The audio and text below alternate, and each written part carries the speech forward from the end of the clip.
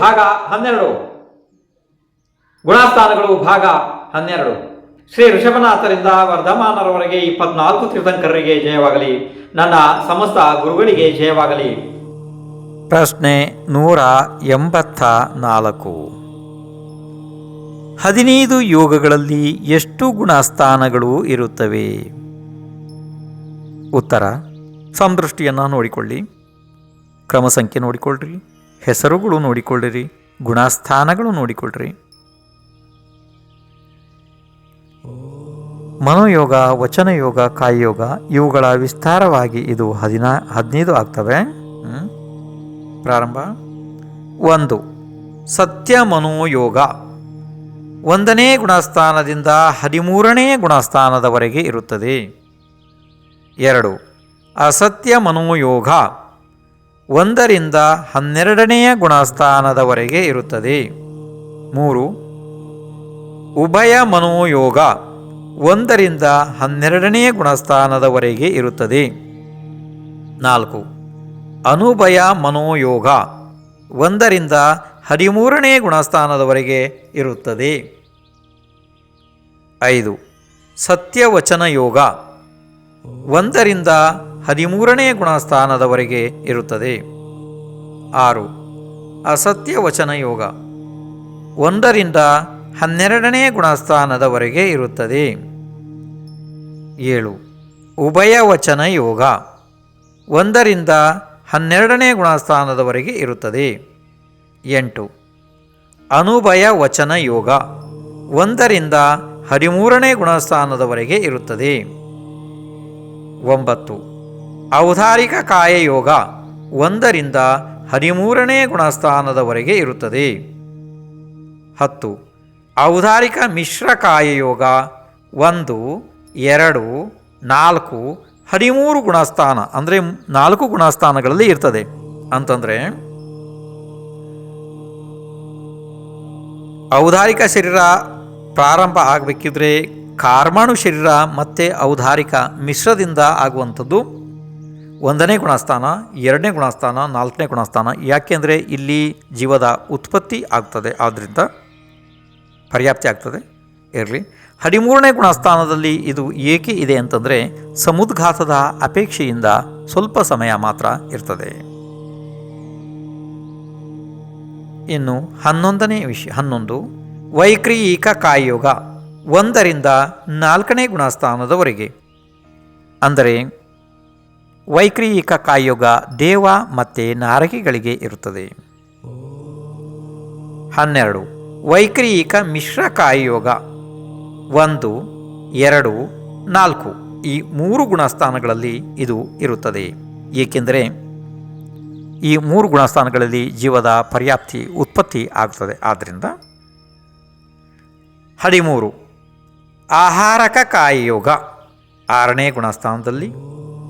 14. ಆಹಾರಕ ಮಿಶ್ರ ಕಾಯಯೋಗ 6ನೇ ಗುಣಸ್ಥಾನದಲ್ಲಿ. 6ನೇ ಗುಣಸ್ಥಾನದಲ್ಲಿ ಅಂದರೆ ಕೆಲವೊಂದು ದಿಗಂಬರ ಮುನಿಗಳಿಗೆ ಆಹಾರಕ ವೃದ್ಧಿ ಪ್ರಾಪ್ತ ಆಗಿರ್ತದೆ. ಆಹಾರಕ ಶರೀರ, ಆ ಶರೀರ ಎಲ್ಲಾದ ಅಂದರೆ ಪಕ್ಕದಲ್ಲಿ ಎಲ್ಲಾರು ಇರುವಂತಹ ಅಂದರೆ ಹತ್ತಿರದಲ್ಲಿರುವಂತಹ ಕೇವಲಿ ಅಥವಾ ಶ್ರುತಕೇವಲಿಗಳಿಗೆ ಅಲ್ಲಿ 3 ಪ್ರದಕ್ಷಿಣೆ ಬಂದು ಮರಳಿ ಬಂದು ಸಂಶಯವನ್ನು ನಿವಾರಣೆ ಮಾಡ್ತದೆ. ಅದೊಂದು ರೀತಿ ಶರೀರ ಇದೆ ಅವರಿಗೆ. ಇದು ಅಂದರೆ ಆಹಾರಕ ಶರೀರ ಅಂತಂದರೆ ಹೆಸರು. ಅದು 6ನೇ ಗುಣಸ್ಥಾನದಲ್ಲಿ ಇರ್ತದೆ. ಇನ್ನು ಮುಂದೆ 15ನೇ ವಿಷಯ ನೋಡ್ರಿ. 15ನೇ ಇದು ಕಾರ್ಮಾಣು ಕಾಯಯೋಗ. ಅಂದರೆ ಇದು 1ನೇ ಗುಣಸ್ಥಾನ, 2ನೇ ಗುಣಸ್ಥಾನ ಮತ್ತು 4ನೇ ಗುಣಸ್ಥಾನ ಇವು 3 ಗುಣಸ್ಥಾನ ಮರಣದ ಅಪೇಕ್ಷೆಯಿಂದ ಇರ್ತವೆ.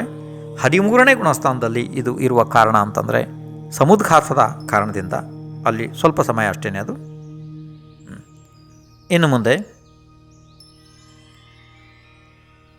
ಪ್ರಶ್ನೆ 185.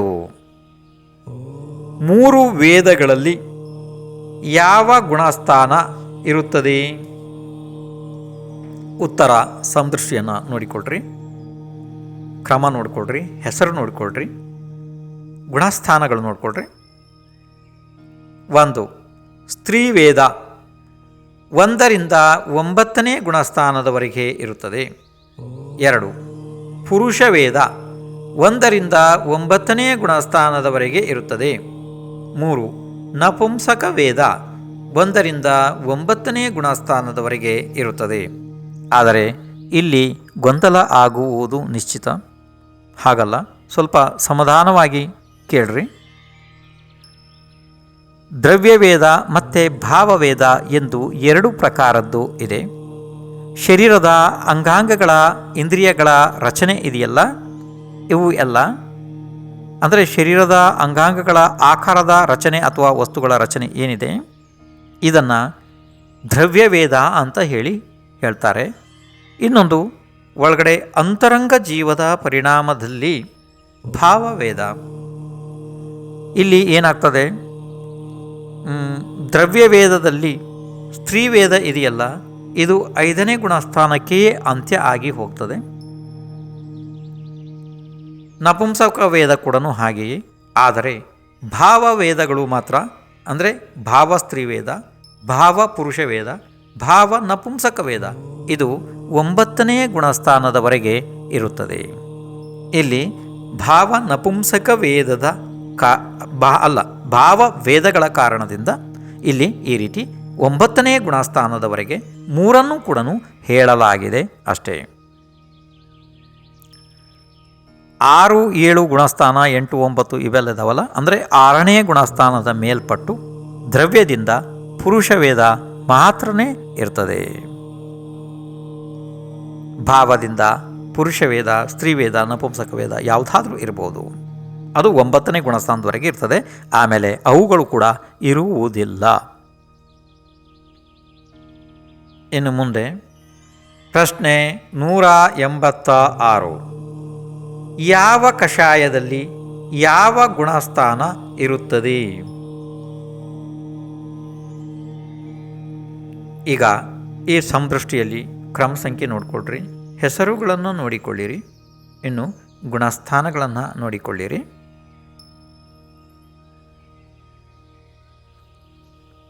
1. ಅನಂತಾನುಬಂಧಿ ಕ್ರೋಧ 1ನೇ ಗುಣಸ್ಥಾನದಿಂದ 2ನೇ ಗುಣಸ್ಥಾನದವರೆಗೆ. 2. ಅನಂತಾನುಬಂಧಿ ಮಾಯ 1ನೇ ಗುಣಸ್ಥಾನದಿಂದ 2ನೇ ಗುಣಸ್ಥಾನದವರೆಗೆ. 3.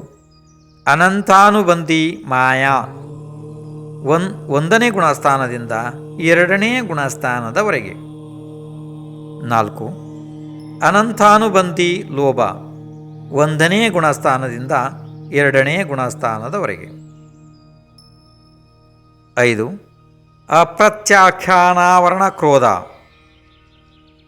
1ನೇ ಗುಣಸ್ಥಾನದಿಂದ 4ನೇ ಗುಣಸ್ಥಾನದವರೆಗೆ. 6. ಅಪ್ರತ್ಯಾಖ್ಯಾನಾವರಣ ಮಾನ 1ನೇ ಗುಣಸ್ಥಾನದಿಂದ 4ನೇ ಗುಣಸ್ಥಾನದವರೆಗೆ. 7. ಅಪ್ರತ್ಯಾಖ್ಯಾನಾವರಣ ಮಾಯಾ 1ನೇ ಗುಣಸ್ಥಾನದಿಂದ 4ನೇ ಗುಣಸ್ಥಾನದವರೆಗೆ. 8. ಅಪ್ರತ್ಯಾಖ್ಯಾನಾವರಣ ಲೋಭ 1ನೇ ಗುಣಸ್ಥಾನದಿಂದ 4ನೇ ಗುಣಸ್ಥಾನದವರೆಗೆ. 9. ಪ್ರತ್ಯಾಖ್ಯಾನಾವರಣ ಕ್ರೋಧ 1ನೇ ಗುಣಸ್ಥಾನದಿಂದ 5ನೇ ಗುಣಸ್ಥಾನದವರೆಗೆ. 10. ಪ್ರತ್ಯಾಖ್ಯಾನಾವರಣ ಮಾನ 1ನೇ ಗುಣಸ್ಥಾನದಿಂದ 5ನೇ ಗುಣಸ್ಥಾನದವರೆಗೆ. 11. ಪ್ರತ್ಯಾಖ್ಯಾನಾವರಣ ಮಾಯಾ 1ನೇ ಗುಣಸ್ಥಾನದಿಂದ 5ನೇ ಗುಣಸ್ಥಾನದವರೆಗೆ. 12. ಪ್ರತ್ಯಾಖ್ಯಾನಾವರಣ ಲೋಭ 1ನೇ ಗುಣಸ್ಥಾನದಿಂದ 5ನೇ ಗುಣಸ್ಥಾನದವರೆಗೆ. 13. ಸಂಜ್ವಲನ ಕ್ರೋಧ 1ನೇ ಗುಣಸ್ಥಾನದಿಂದ 9ನೇ ಗುಣಸ್ಥಾನದವರೆಗೆ. 14.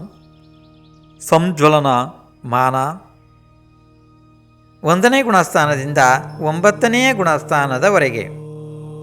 15.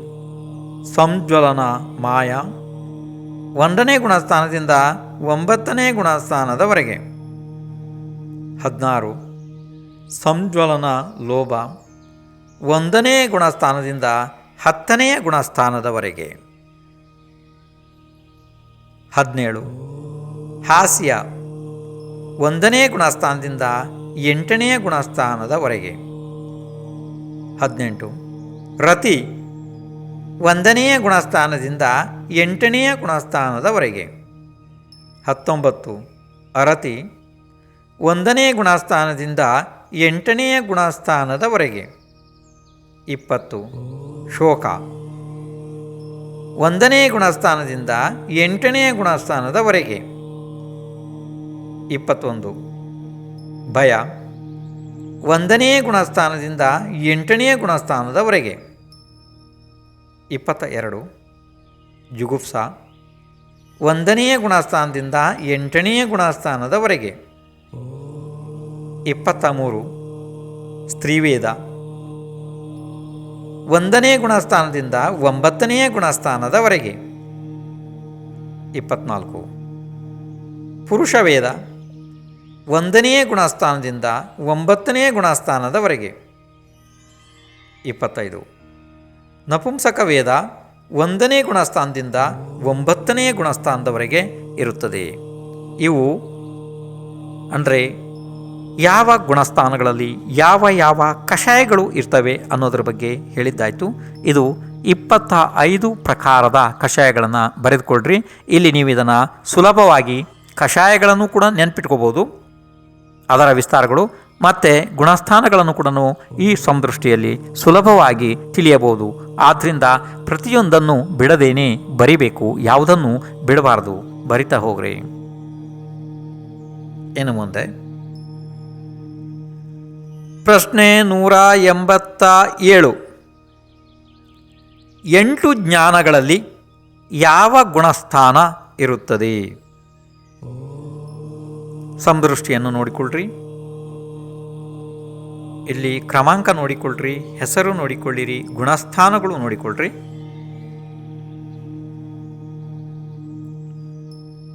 1 ಕೂಮತಿ ಜ್ಞಾನ 1ರಿಂದ 2ನೇ ಗುಣಸ್ಥಾನದವರೆಗೆ ಇರುತ್ತದೆ.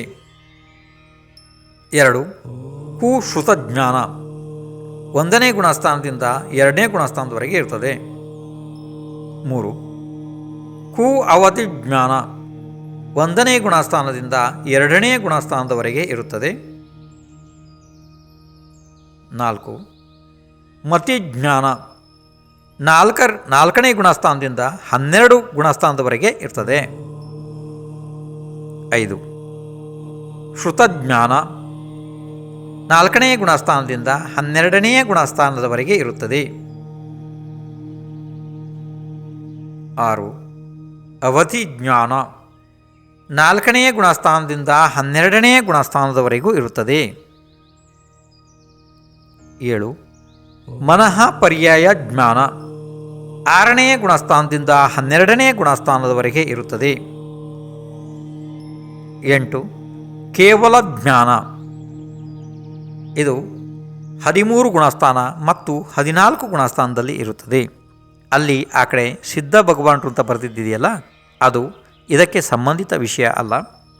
ಯಾಕೆಂದರೆ ನಿಮಗೆ ಎಲ್ಲೂ ಗೊಂದಲ ಆಗಬಾರ್ದು, ಅಂದರೆ ತಿಳಿಬೇಕು ಅಂತ ಬರೆದಿರೋದ ವಿಷಯ ಅಷ್ಟೇ. ಗುಣಸ್ಥಾನದಲ್ಲಿ ಸಿದ್ಧ ಭಗವಾನರು ಬರುವುದಿಲ್ಲ, ಆದ್ದರಿಂದ ಇಲ್ಲಿ ಬರೆಯುವುದು ಒಂದು ರೀತಿ ತಪ್ಪಾಗ್ತದೆ. ಅದು ಆದರೆ ನಿಮ್ಮ ತಿಳುವಳಿಕೆಗೆ ಇರಲಿ ಅಂತ ಹೇಳಿ ಬರೆದಿದ್ದಷ್ಟೇ. ಸಿದ್ಧ ಭಗವಾನರಿಗೆ ಯಾವುದೇ ಗುಣಸ್ಥಾನಗಳು ಇರುವುದಿಲ್ಲ, ಆದರೂ ಕೂಡ ಅವರಲ್ಲಿ ಕೇವಲ ಜ್ಞಾನ, ಕೇವಲ ದರ್ಶನ ಇರುತ್ತದೆ. ಆದರೆ ಅವರು ಗುಣಸ್ಥಾನದಲ್ಲಿ ಬರುವುದಿಲ್ಲ. ಗುಣಸ್ಥಾನ ಅಪೇಕ್ಷೆಯಿಂದ 13ನೇ ಗುಣಸ್ಥಾನ ಮತ್ತು 14ನೇ ಗುಣಸ್ಥಾನದಲ್ಲಿ ಕೇವಲ ಜ್ಞಾನ ಇರುತ್ತದೆ. ಇನ್ನು ಮುಂದೆ ಪ್ರಶ್ನೆ 188. ಯಾವ ಸಂಯಮದಲ್ಲಿ ಯಾವ ಗುಣಸ್ಥಾನ ಇರುತ್ತದೆ? ಸಮದೃಷ್ಟಿಯನ್ನು ನೋಡಿಕೊಳ್ಳ್ರಿ. ಕ್ರಮ ಸಂಖ್ಯೆ, ಹೆಸರುಗಳು, ಗುಣಸ್ಥಾನಗಳು ಬರೆದುಕೊಳ್ಳಿರಿ, ನೋಡಿಕೊಳ್ಳಿರಿ. ಅದನ್ನ 1 ಅಸಂಯಮ 1ರಿಂದ 4ನೇ ಗುಣಸ್ಥಾನದವರೆಗೆ ಇರುತ್ತದೆ. 2 ಸಂಯಮ ಸಂಯಮ ಇದು 5ನೇ ಗುಣಸ್ಥಾನದಲ್ಲಿ ಇರುತ್ತದೆ. ಇಲ್ಲಿ ಒಂದು ಸೂಚನೆ ನಿಮಗೆ, ಸಂಯಮ ಸಂಯಮ 5ನೇ ಗುಣಸ್ಥಾನ, ಏಕದೇಶವ್ರತ, ವಿರತ ವಿರತ ಇದೆಲ್ಲ ಭಾಳ ಹೆಸರುಗಳು ಬಂದಿದ್ದಾವೆ ನೋಡಿ. ಅದನ್ನು ಹಿಂದೆ ನಿಮಗೆ ಬರೆಸಿ ಆಗಿದೆ, ಅಲ್ಲಿ ನೋಡಿಕೊಳ್ಳಬಹುದು ನೀವು. ಒಟ್ಟು ಮುಖ್ಯ ಮೂಲ 8 ಹೆಸರುಗಳು ಬೇರೆ ಬೇರೆ ಪ್ರಕಾರ ಬರ್ತವೆ ಈ ಸಮಯದಲ್ಲಿ. ಇಲ್ಲಿ ಇನ್ನೊಂದು ಸಲ ನೋಡ್ಕೊಟ್ರಿ. 2ನೇ ವಿಷಯ 2 ಸಂಯಮ ಸಂಯಮ ಇದು 5ನೇ ಗುಣಸ್ಥಾನದಲ್ಲಿ ಇರುತ್ತದೆ. ಇನ್ನು ಮುಂದೆ 3 ಸಾಮಾಯಿಕ 6ನೇ ಗುಣಸ್ಥಾನದಿಂದ 9ನೇ ಗುಣಸ್ಥಾನದವರೆಗೆ ಇರುತ್ತದೆ. 4 ಛೇದೋಪಸ್ಥಾಪನ 6ನೇ ಗುಣಸ್ಥಾನದಿಂದ 9ನೇ ಗುಣಸ್ಥಾನದವರೆಗೆ ಇರುತ್ತದೆ. 5 ಪರಿಹಾರ ವಿಶುದ್ಧಿ 6ನೇ ಗುಣಸ್ಥಾನದಿಂದ 7ನೇ ಗುಣಸ್ಥಾನ ಅಂದರೆ 2 ಗುಣಸ್ಥಾನದಲ್ಲಿ ಮಾತ್ರ ಇರ್ತದೆ. 6 ಸೂಕ್ಷ್ಮ ಸಾಂಪ್ರಾಯ 10ನೇ ಗುಣಸ್ಥಾನದಲ್ಲಿ ಇರುತ್ತದೆ. 7 ಯಥಾಖ್ಯಾತ 11ನೇ ಗುಣಸ್ಥಾನದಿಂದ ಪ್ರಾರಂಭವಾಗಿ 14 ಗುಣಸ್ಥಾನದವರೆಗೆ ಇರುತ್ತದೆ. ಇನ್ನು ಮುಂದೆ ವಿಷಯ ಪ್ರಶ್ನೆ 189. 4 ದರ್ಶನಗಳಲ್ಲಿ ಯಾವ ಗುಣಸ್ಥಾನ ಇರುತ್ತದೆ? ಸಮದೃಷ್ಟಿಯನ್ನು ನೋಡ್ಕೊಡ್ರಿ. ಇಲ್ಲಿ ಬರೆದಿದ್ದು ನೋಡ್ಕೊಡ್ರಿ. ಕ್ರಮಾಂಕ, ಹೆಸರುಗಳು, ಗುಣಸ್ಥಾನಗಳು ನೋಡ್ಕೊಂಡ್ರಿ. 1 ಚಕ್ಷುದರ್ಶನ 1ರಿಂದ 12ನೇ ಗುಣಸ್ಥಾನದವರೆಗೆ ಇರುತ್ತದೆ. 2 ಅಚಕ್ಷುದರ್ಶನ 1ರಿಂದ 12ನೇ ಗುಣಸ್ಥಾನದವರೆಗೆ ಇರುತ್ತದೆ. 3 ಅವಧಿ ದರ್ಶನ 4ನೇ ಗುಣಸ್ಥಾನದಿಂದ 12ನೇ ಗುಣಸ್ಥಾನದವರೆಗೆ ಇರುತ್ತದೆ. 4 ಕೇವಲ ದರ್ಶನ 13 ಮತ್ತು 14 ಗುಣಸ್ಥಾನದಲ್ಲಿ ಇರ್ತದೆ. ಗುಣಸ್ಥಾನ ರಹಿತ ಸಿದ್ಧ ಭಗವಾನರಲ್ಲೂ ಇರ್ತದೆ, ಆದರೆ ಅದನ್ನು ಇಲ್ಲಿ ಇದೀಗ ಗುಣಸ್ಥಾನಗಳ ಪ್ರಕರಣ ಆದ್ದರಿಂದ ಇಲ್ಲಿ ಅದನ್ನು ಹೇಳಲಾಗುವುದಿಲ್ಲ. ಗುಣಸ್ಥಾನ ಅಂದರೆ 13, 14ರಲ್ಲಿ ಮಾತ್ರ ಇರ್ತದೆ.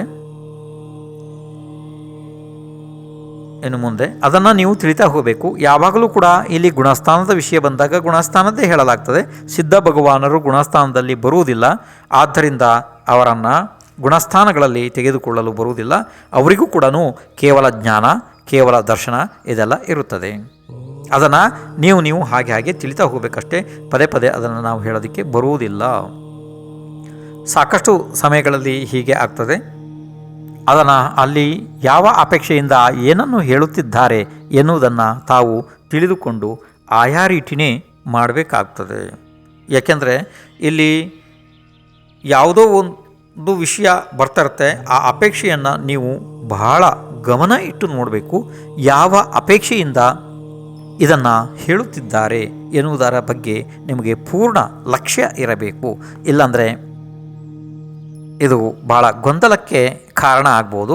ಆ ರೀತಿ ಆಗಬಾರದು. ನಿಮಗೆ ಅಪೇಕ್ಷೆ ಗೊತ್ತಿರಬೇಕು, ಅದನ್ನು ಯಾವಾಗಲೂ ನೀವು ನೆನಪಿಟ್ಟುಕೊಳ್ಬೇಕು. ಆ ರೀತಿ ವಿದ್ಯಾಭೂಷಣ್ ಮಹಾರಾಜರ ಆ್ಯಪ್ ಅನ್ನು ಡೌನ್ಲೋಡ್ ಮಾಡಿಕೊಳ್ಳಲು ಪ್ಲೇಸ್ಟೋರ್ ಅನ್ನು ಓಪನ್ ಮಾಡಿ ಹಾಗೂ ಟೈಪ್ ಮಾಡಿ ವಿದ್ಯಾಭೂಷಣ್ ಮಹಾರಾಜರ ಫೋಟೋ ಕಾಣಿಸುತ್ತೆ, ಅದರ ಮೇಲೆ ಕ್ಲಿಕ್ ಮಾಡಿಕೊಳ್ಳಿ ಹಾಗೂ ಆ್ಯಪ್ ಅನ್ನು ಇನ್ಸ್ಟಾಲ್ ಮಾಡಿಕೊಳ್ಳಿ. ಹಾಗೂ ನಿಮಗೆ ಬೇಕಾದ ಶಾಸ್ತ್ರದ ಸ್ವಾಧ್ಯಾಯವನ್ನು ಆಡಿಯೋ ಮೂಲಕ ಕೇಳಿ ತಿಳಿದುಕೊಳ್ಳಿ. ಯೂಟ್ಯೂಬ್ ಚಾನಲ್ ಅನ್ನು ಸಬ್ಸ್ಕ್ರೈಬ್ ಮಾಡಿ, ಲೈಕ್ ಮತ್ತು ಶೇರ್ ಮಾಡಿ.